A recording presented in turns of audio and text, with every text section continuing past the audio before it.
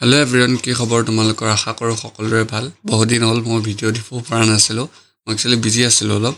চ' তোমালোকে গমেই পাইছা যে তোমালোকৰ স্কুল অলৰেডি খুলিছে, মানে ক্লাছবোৰো সুচাৰুৰূপে চলিছে। তো তোমালোকে এতিয়া নেক্সট কি কৰিবা, মানে যিহেতু তোমালোকৰ তাত SSLC লৈ মাত্ৰ 5 months বাকী আছে। যদি ফেব্ৰুৱাৰীত এক্সাম হয়, অনলি 5 months আছে তোমালোকৰ তাত, যিহেতু আগষ্টৰ আজি 9-10 তাৰিখমান হৈছে। তো তোমালোকে কি কৰিবা হ'ল, কেনেদৰে পঢ়িবা? তোমালোকে ভিডিঅ'টো চাই থাকা, গম পাবা হ'ল কোনবোৰ তোমালোকে মিষ্টেক নকৰিবা। বিকজ অনলি 5 months আছে। আৰম্ভ হৈছিল তোমালোকৰ এপ্ৰিলৰ পৰা, হয়নে? তো এপ্ৰিলৰ পৰা এতিয়া আগষ্টলৈ কেইবামাহো তোমালোকৰ গৈছে। তো সেইখিনি যি ভুল কৰিলা আৰু কোনবোৰ ভুল তোমালোকে এই বাকী থকা 5 monthsত যাতে নকৰা, মই সেইটোকে তোমালোকক বুজাই দিব বিচাৰিছোঁ। ঠিক আছে, প্ৰথম কথা হ'ল তোমালোকে ৰিষ্টাৰ্ট কেনেকৈ কৰিবা হ'ল। এতিয়া যি হ'ল 4-5 মাহত যি কৰিলা, পঢ়া নাই, no' matter. Now you have 5 months। এই 5 monthsো ভালদৰে ইউটিলাইজ কৰা। দেখিবা যে তোমাৰ মাৰ্কছ ক'ৰ পৰা ক'ৰ পাবগৈ তুমি নিজেও গম নাপাবা। বাছ কনচিষ্টেঞ্চিটো তোমালোকে মেইনটেইন কৰিব লাগিব। চোৱা, তোমালোকে ৰিষ্টাৰ্ট কেনেদৰে কৰিবা। ৰিষ্টাৰ্ট কৰিবৰ কাৰণে তোমালোকক মই এটা কথা কৈ দিওঁ যে টিচাৰে হয়তো 4-5 মাহত তোমালোকৰ 4-5টা চেপ্টাৰটো 5-6টা চেপ্টাৰ অলৰেডি কমপ্লিট কৰাই দিছে, হয়নে? তাৰে কুৱেশ্যনো কৰাই দিছে বা কিবাও কৰাই দিছে, প্ৰেক্টিকেলো যদি আছে ক'ৰবাত কৰাই দিছে। তো হয়তো টিচাৰে বহুতখিনি চিলেবাছ কমপ্লিট কৰিছে। তোমাৰ হয়তো চিলেবাছ কমপ্লিট হোৱা নাই, যিমানখিনি টিচাৰৰ লগত হ'ব লাগিছিল সেইটো হ'ব পাৰে। নেক্সট, হয়তো তোমাৰ ফ্ৰেণ্ডছবোৰ এনেকুৱা আছে যোনবোৰে পঢ়াত ভাল। মই এনেকুৱা কোৱা নাই যে তুমি পঢ়াত বেয়া, মই জাষ্ট কৈছোঁ যে তোমাৰ ফ্ৰেণ্ডছ এনেকুৱা হ'ব পাৰে যোনবোৰে টিচাৰৰ লগত ফ'ল' কৰি গৈছে আৰু সিহঁতৰ চিলেবাছ অলৰেডি টিচাৰৰ লগত চলি আছে, হয়নে? সিহঁতৰ কথাটো বেলেগেই আৰু হ'ল। এতিয়া যিহেতু তুমি গম পাইছা যে তোমাৰ চিলেবাছটো তোমাৰ টিচাৰৰ চিলেবাছতকৈ তুমি তলত চলি আছা, হয়নে? সেইটো কাৰণে তুমি ভিডিঅ'টো চাইছা।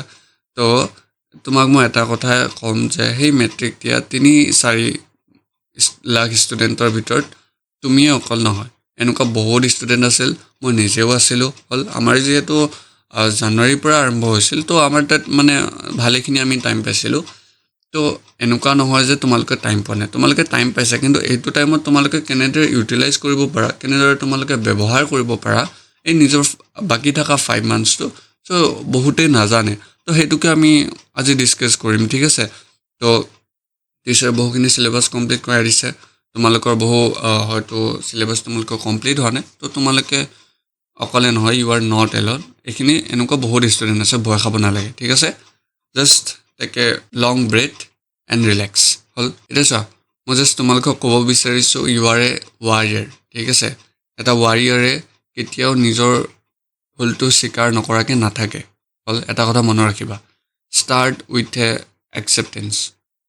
তুমি যদি মিষ্টেক কৰিছা, একচেপ্ট কৰা যে মই পঢ়া নাছিলোঁ এইটো টাইমত, মই কুৱেশ্যন প্ৰেক্টিছ কৰা নাছিলোঁ, যে মই স্কুল যোৱা নাছিলোঁ। একচেপ্ট কৰা তোমাৰ কি প্ৰব্লেম হৈ আছে। প্ৰথমে একচেপ্ট কৰিবলৈ শিকা। যেতিয়ালৈ তুমি একচেপ্ট নকৰিবা, বেলেগৰ ওপৰত ডাউট কৰি থাকিবা যে টিচাৰজনে ভালদৰে পঢ়াই নিদিলে বা টিচাৰজনে কুৱেশ্যন কৰাই দিয়া নাই, হয়নে? তো এনেকুৱা ধৰণৰ তোমালোকে ডাউটত নাথাকিবা হ'ল। টিচাৰে যিমানখিনি কৰিব পাৰে টিচাৰে কৰেই। চ' জাষ্ট তুমি নিজক সোধা, তুমি যোনখিনি কৰিছা সেইখিনি এনাফ নে ইয়াৰ পিছতো তোমাক কিবা লাগে হ'ল। প্ৰথমে উইথ একচেপ্টেঞ্চ তুমি ভাবি লোৱা যে তুমি কি মিষ্টেক কৰিছা হ'ল। তাৰপিছত সকলোৰে মেণ্টেল ষ্টেট বেলেগ বেলেগ থাকে, তুমিও জানা। এইখিনি সময়ত মই কিবা বেলেগ ভাবি আছোঁ, এইখিনি সময়ত তোমালোকৰ লগৰে ফ্ৰেণ্ডছবোৰে হ'ব পাৰে যে মই বাকী থকা 5 monthsত কেনেদৰে কৰিম সেইটো ভাবি আছে। কোনোবাই ভাবি আছে যে মই এই 1 monthত মই কেনেদৰে কৰিম সেইটোও ভাবি আছে। হয়তো কিছুমানে ভাবি আছে এই 1 weekটোত, এটা সপ্তাহত, অহা সপ্তাহৰ সোমবাৰৰ পৰা দেওবাৰলৈ মই কেনেদৰে কৰিম। হয়তো কিছুমানে ভাবি আছে আজি কি কৰিম, হয়নে? চ' সকলোৰে মেণ্টেল ষ্টেট বেলেগ বেলেগ থাকে। তো তোমালোকে ভাবিব নালাগে যে কোনে কি কৰি আছে, কোনে কি কৰা নাই। জাষ্ট তোমাৰটো চোৱা, তুমি কি কৰি আছা। নে তুমি এতিয়াও PUBG খেলি আছা, নে তুমি এতিয়াও সেই ফ্ৰী ফায়াৰ নামৰ বস্তুটো খেলি আছা, মানে ক্লাছ 10ৰ ষ্টুডেণ্টে এইবোৰতো খেলিব নালাগে, ঠিক আছে? তোমালোকৰ যিহেতু টাইমো নাই, মই নাভাবোঁ যে তোমালোকে এইবোৰ কাম কৰা হ'ল। জাষ্ট মই তোমালোকক এটাই ক'ম, ষ্টিল ইউ হেভ টাইম। তোমালোকৰ তাত ষ্টিল 5 মাহ সময় আছে তোমালোকে ধুনীয়াকৈ চিলেবাছ কমপ্লিট কৰিব পাৰিবা you can do it just তোমালোকে নিজৰ লগত কনফিডেন্সটো ৰাখিবা হ'ল যেতিয়া তোমালোকৰ এটলিষ্ট এটা কনফিডেন্স এটা যেতিয়া তোমালোকে পাবা যে মই কৰিব পাৰিম তেতিয়া তোমাৰ মনত এটা বল আহে যে মোৰ তাত যথেষ্টখিনি টাইম আছে মই কৰিব পাৰিম হ'ল বিকজ তোমাৰ আল্টিমেট গ'ল কি HSLC পাছ কৰা মানে নহয় তাৰ বাহিৰেতো একো তোমালোকৰ কাম নাই নে ঘৰত তোমালোকক কিবা কৰিব দিয়ে পঢ়াৰ তোমাৰ কাম তো পঢ়া টাইম দিছে পঢ়িব লাগিব এতিয়াতো কষ্টটো কৰিব লাগিব কাৰণ যিমানখিনি টাইম গ'ল আৰু বাকী থকা টাইমখিনি তোমালোকে তাতকৈ দুগুণ কষ্ট কৰিব লাগিব যাতে তোমালোকে ভাল এটা ৰিজাল্ট পোৱা হয়নে নহয় ঠিক আছে তো এনেকুৱা নহয় যে যোনে ভাল পঢ়াত সিহে বেছি নম্বৰ পায় সেইটো নহয় যোনে কম নম্বৰো পায় সিহঁতে যদি কষ্ট বেছিকৈ কৰে সিহঁতেও ভালকৈ মাৰ্কছ পাব পাৰিবা হ'ল এতিয়া চোৱা তোমালোকে কামবেক কেনেদৰে কৰিবা তোমালোকৰ মই কৈ দিছোঁ এতিয়া চোৱা হাফ ইয়াৰলি তোমালোকৰ ফাৰ্ষ্ট ইউনিট টেষ্ট শেষ হ'ল ফাৰ্ষ্ট ইউনিট টেষ্ট শেষ হোৱাৰ পিছত তোমালোকৰ এতিয়া বহি দিছে মাৰ্কছটো দেখিছা হয়নে মেটাৰ নকৰে তোমালোকৰ ফ্ৰেণ্ডছবোৰে কিমান পাইছে কোনোবা 100 পাইছে কিছুমানে 200 পাইছে কিছুমানে 300 পাইছে ৰাইট তো এইটো মেটাৰ নকৰে কোনে কিমান পাইছে তুমি কিমান পাইছা যে মই 30 পাইছোঁ মই 40 পাইছোঁ মই 60 পাইছোঁ মই 70 পাইছোঁ বাকী যে 30 মাৰ্কছ ৰৈ গ'ল ক'ত মিষ্টেক হ'ল তুমি সেইটো ফাইণ্ড আউট কৰা হ'ল তুমি বেলেগৰ লগত কম্পেয়াৰ নকৰিবা যে মই তাতকৈ বহুত কম পাইছোঁ কিয় পাইছোঁ সেইটো নহয় এইটো টাইমত হ'ল তোমালোকৰ মেইন গ'ল HSLC পাছ কৰা হ'ল উইথ এ গুড মাৰ্কছ তো তোমালোকে নিজৰ কি ভুল হৈ আছে সেইটো চোৱা বেলেগে কিয় মাৰ্কছ পাইছে সেইটো টাইম নিদিবাই সেইবোৰ চাই একো লাভ নাই হ'ল যোনটো মই যেতিয়া তোমালোকৰ এইটো টাইমত আছিলোঁ ময়ো পঢ়া নাছিলোঁ ভালদৰে মানে কাৰণ ক্লাছ 10ৰ ষ্টুডেণ্ট এটাইনো কিমাননো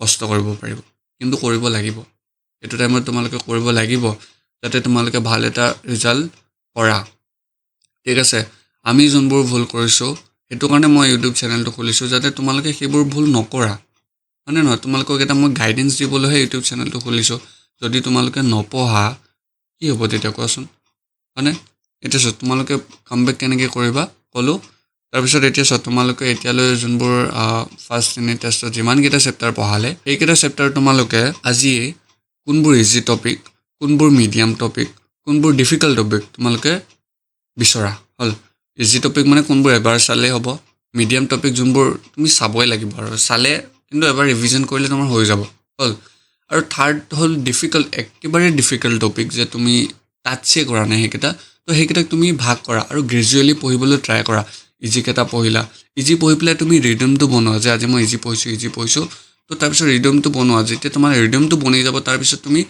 মিডিয়াম টপিকলৈ আহা মিডিয়াম টপিকটো অলপমান বুজিবলৈ বেছিকৈ ট্ৰাই কৰা কাৰণ মিডিয়াম টপিক আৰু ডিফিকাল্ট টপিকৰ ভিতৰতে কুৱেশ্যন অহাৰ চান্সটো বেছি থাকে তুমি যদি ইজি পাইছা ডেট মিনছ সেই 3-4 লাখ ষ্টুডেণ্টৰ ভিতৰতে আৰু এনেকুৱা বহুত ষ্টুডেণ্ট আছে যোনে সেই ইজি টপিক এটা তোমাতকৈও ইজি পাব পাৰে হয়নে নহয় তুমি যোনবোৰ মিডিয়াম আৰু ডিফিকাল্ট পাইছা সেইখিনিত অলপ বেছিকৈ মনোযোগ দিয়া যাতে সেইখিনিৰ পৰা কুৱেশ্যন হোৱা চান্স বেছি থাকে আৰু সেইবোৰ টপিকে আমি ভালদৰে বুজি নাপাওঁ হয়নে নহয় তো তোমালোকে ইজি মিডিয়াম আৰু ডিফিকাল্ট বুলি 3টা ভাগত টপিকবোৰ ডিভাইড কৰা প্ৰতিটো ছাবজেক্ট কৰা 6টা ছাবজেক্ট ইলেক্টিভৰ পৰা একদম ইংলিছ আছামিছলৈ ডিভাইড কৰা ঠিক আছে এনেদৰে কৰা তাৰপিছত তোমালোকক মই ক'ম যে তোমালোকে 3R ৰুল ফ'ল' কৰা 3R ৰুল কি হয় যে 3টা R rule routine revise and reward routine কি ছাপ'জ আমি এটা পাহাৰ ভাঙিব লাগে ঠিক আছে পাহাৰটো যদি আমি ভাঙোঁ কি কৰিব লাগিব পাহাৰটো ভাঙিবৰ কাৰণে হয় আমি এদিনতে একদম কষ্ট কৰি ভাঙি দিব পাৰোঁ ৰাইট কিন্তু সেইটো নকৰিবা এদিন কৰিলে তুমি কি তোমাৰ গোটেই মেণ্টেল হেল্থটো বেয়া হৈ যাব পাৰে হয়নে নহয় তো সেইটো কাৰণে তুমি ডেইলি কৰা কিবা এটা কাম কৰিব মন আছে যদি ডেইলি কৰা শ্ল'লি কৰা আৰু সদায় কৰা হ'ল ডেইলি কৰা শ্ল'লি কৰা হ'ব যোনে এদিনতো ভাঙিব সিহঁতেও ভাঙিব পাৰে কিন্তু এটা মেণ্টেল ষ্টেটটো কি হ'ব তুমি নিজেই ডিচাইড কৰা আৰু যোনবোৰ ডেইলি কৰি আছে ৰেষ্ট লৈ তো সিহঁতে টাইম লাগিব কিন্তু একেই ৰিজাল্টে পাব হয়নে নহয় যিহেতু তোমালোকৰ তাৰ 5 মান্থছ আছে তুমি একদিনতে গোটেই চিলেবাছটো কমপ্লিট কৰিব নোৱাৰা যদি কিছুমানে কৰিম বুলি ভাবিছা আৰু মেণ্টেল ষ্টেটটো সিহঁতৰ জানাই তো সেইটো কাৰণে কৈছোঁ ডেইলি কৰা অলপ কৰা যদি তোমালোকে তোমালোকৰ পঢ়া টেবুলত বহিব মন নাযায় ডেইলি 2 ঘণ্টাকৈ বহিবলৈ ট্ৰাই কৰা ডেইলি 2 ঘণ্টাকৈ পঢ়িবলৈ ট্ৰাই কৰা তাৰপিছত তোমালোকে চাবা যে বহি তোমালোকৰ এটা অভ্যাস হৈ যাব ডেইলি বহিবলৈ তাৰপিছত এনেকুৱা হ'ব যে বেলেগত গ'লেও তোমালোকৰ এনেকৈ মন যাব যে এইটো সময়ত মই পঢ়িবলৈ বহিছিলোঁ এতিয়া মই বেলেগত আছোঁ হয়নে তো সেইটোৱে কৈছোঁ তোমালোকে একদম এটা টপিক পঢ়ি আছে ন পঢ়া নুবুজিলে টিচাৰক সোধা কাৰোবাক সোধা ছিনিয়ৰক সোধা তো মানে কিবা এটা যদি পঢ়িব বিচাৰিছা ভালদৰে পঢ়িবা এই 2 ঘণ্টাত হ'ল যোনটো 2 ঘণ্টাৰ টপিকটো পঢ়িলে তাৰপিছত তুমি ৰিভাইজ কৰিবা 2 ঘণ্টাত যি পঢ়িলা সেইখিনিকে ৰিভাইজ কৰাৰ পিছত এতিয়া তুমি 2 ঘণ্টা পঢ়িলা তাৰপিছত ৰিভাইজো কৰিলা তাৰপিছত আহি গ'ল ৰিৱাৰ্ড তুমি ভাবা যে আজি মই যদি 2 ঘণ্টা বহোঁ তাৰপিছত সেই টপিকটোকে মই ৰিভাইজো কৰোঁ তাৰপিছত মই যেতিয়া অহাকালি স্কুলত যাম মই নিজকে এটা গিফ্ট দিম গিফ্টটোত কি হ'ব পাৰে মই বোলে আলু চপ এটা খাই আহিছোঁ ব্ৰেড চপ এটা খাই আহিছোঁ বা পৰঠা এখন খাই আহিছোঁ বা চিঙৰা এটা খাই আহিছোঁ তো সেনেকুৱা নিজকে ৰিৱাৰ্ড দিবলৈ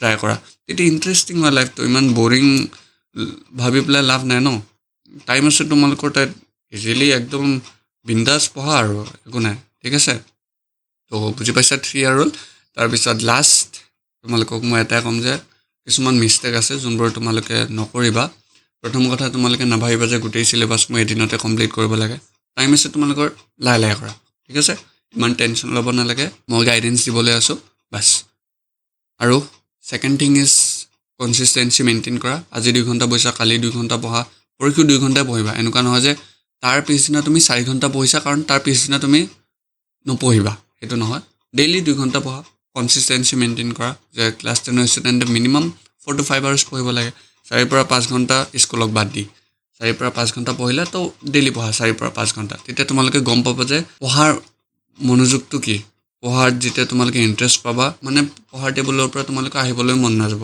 হ'ল সেইটো কাৰণে কি হ'ব এটা বুজি পাব লাগিব ন যেতিয়া তোমালোকে বুজি পাবা তো ইণ্টাৰেষ্টটো আহিব and last I just want to tell you compare yourself with yourself only তোমালোকে অনলি নিজকে কম্পেয়াৰ কৰা নিজৰ লগত নিজে কম্পেয়াৰ কৰা এইটো ইউনিট টেষ্টত যদি তুমি 50 পাইছা নেক্সট ইউনিট টেষ্ট বা নেক্সট হাফ ইয়াৰলি এক্সামত ট্ৰাই কৰা যে তুমি 50তকৈ বেছি পাবলৈ ট্ৰাই কৰা গ্ৰেজুৱেলি ইম্প্ৰুভ কৰা নাভাবিবা যে 50 পিছত মই ডাইৰেক্ট 100 পাম নহয় 50 পিছত ট্ৰাই কৰা মই 60 পাবলৈ 70 পাবলৈ 80 পাবলৈ কিন্তু গ্ৰেজুৱেলি ট্ৰাই কৰা ঠিক আছে যেতিয়া এনেদৰে ট্ৰাই কৰিবা তোমালোকে ইণ্টাৰেষ্টিং লাগিব যে 50 পাইছিলোঁ এবাৰ 60 পাইছোঁ নেক্সট মই আৰু ইম্প্ৰুভ কৰিম যাতে মোৰ 70 হওক তাৰপিছত 80 হওক তাৰপিছত যেতিয়া ফাইনেল এক্সাম আহিব তুমি গমেই পাবা যে মোৰ 100 মাৰ্কছৰ পঢ়ি আহিছোঁ অলৰেডি তো এনেকুৱা হৈ যাব চ' এইটো ভিডিঅ'ত এইটোৱে আছিল আশা কৰোঁ তোমালোকে বুজি পাইছা এণ্ড প্লিজ পঢ়াত তোমালোকে এতিয়া টাইম দিয়া কষ্ট কৰা